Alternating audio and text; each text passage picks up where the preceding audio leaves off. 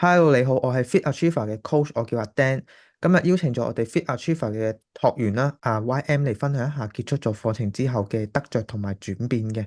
係啦，YM 咁接觸咗我哋之前啦，係有咩困擾住你噶？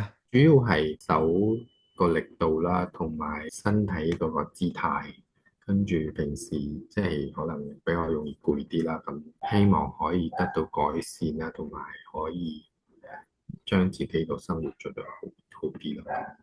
咁對你生活上有冇咩影響啊？YM？佢嘅影響其實唔係好大，但係有時候可能你拎嘢啊，或者係要拉，或者係要舉啲重嘢嗰陣咧，你會發覺到其實個力度可能會有些少影響，跟住都冇辦法去發到好大力，需要去就住咁嚟做。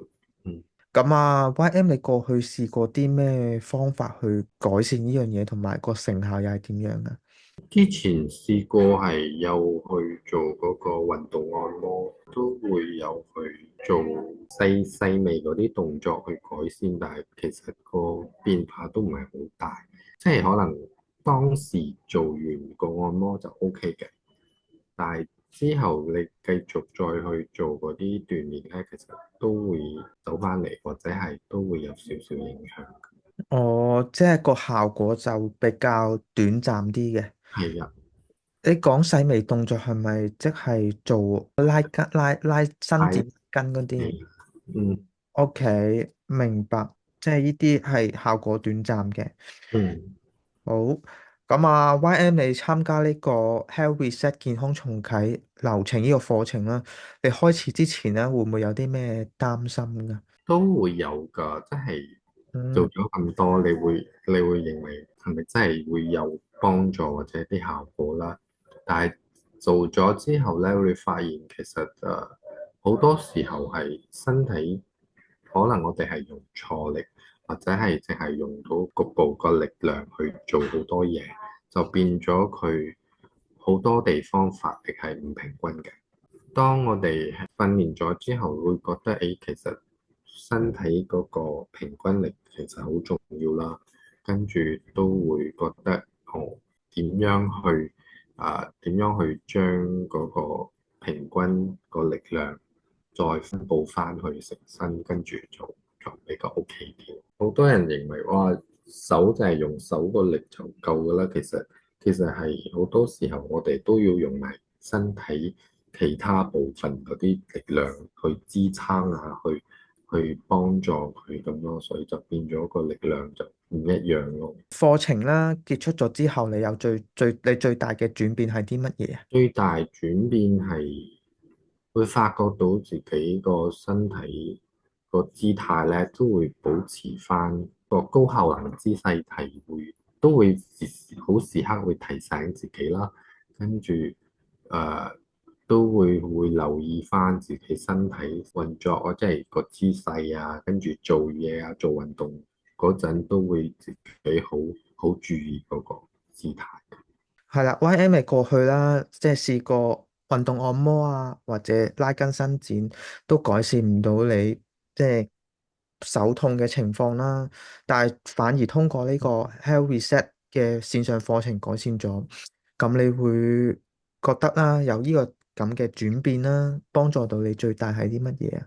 幫助最大係自己比較會自覺啦，跟住去調理翻個身體同埋呼吸個形式啦，同埋即係例如話平時去工作啊，或者係運動啊，或者係做其他嘢都好啦，即係你會保持翻自己個體態，跟住再注意翻個呼吸。就對生活上邊嗰啲幫助真係會好大咯，因為你唔會再用到局部嘅力量去做好多嘢咯。例如話，有時我哋拎嘢啊，或者係舉嘢，都會淨係用到局部嘅力量。但係如果明白到點樣去平均用力嘅話咧，就真係幫助好大。咁你精神點樣啊？即係你啱啱講到呼吸嘅時候。啊！精神都有改善到咯，即係有時係我哋瞓覺如果唔夠瞓嚟講，真係會好容易攰咁。咁就如果會注意到個呼吸咧，即係可能攰嗰陣，你再調整翻個呼吸方式，跟住再調整翻個姿態，可能個精神會保持落去。咁如果當你由開始覺得攰嗰陣咧，你又再繼續再做翻咁啲嘢。佢就 OK 嘅，即係佢會持續咁樣保持落去咯，即係唔會話做完咗好攰啦，跟住你就好似想 hea 喺嗰度咁，即係都唔會咁個情況。嗯，明白。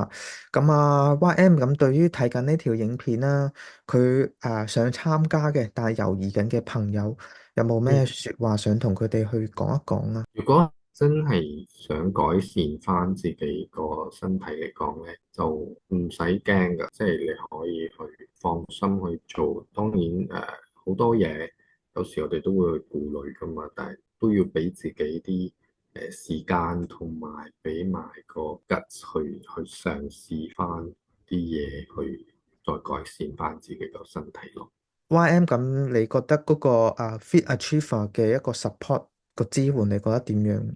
有問題嗰陣咧都可以問啦，跟住好多時候都可以同教練互相交流啊。最主要係自己都要抽啲時間出嚟，再去持續咁去鍛鍊，再去做咯。明白。好啊，咁我期望啦，YM 你越嚟越進步嘅。今日就分享到呢度啦，嗯多謝晒，OK。你。咁以上就係我哋呢個學員嘅分享。咁所以如果你而家都受到長期慢性疼痛、肚腩問題嘅困擾，過去試過好多唔同方法都改善唔到嘅話，咁你可以點擊落邊描述欄嘅第一條連結，去了解下我哋健康重啟流程點樣可以進一步幫到你。通過平均每一日15分鐘嘅運動，就可以好似我哋學員一樣，最根本咁改善長期嘅慢性疼痛之餘，仲可以減走肚腩，恢復健康活力嘅體態。記得啦，詳細嘅內容去點擊落邊描述欄嘅第一條連結，咁我哋轉頭同你再傾過。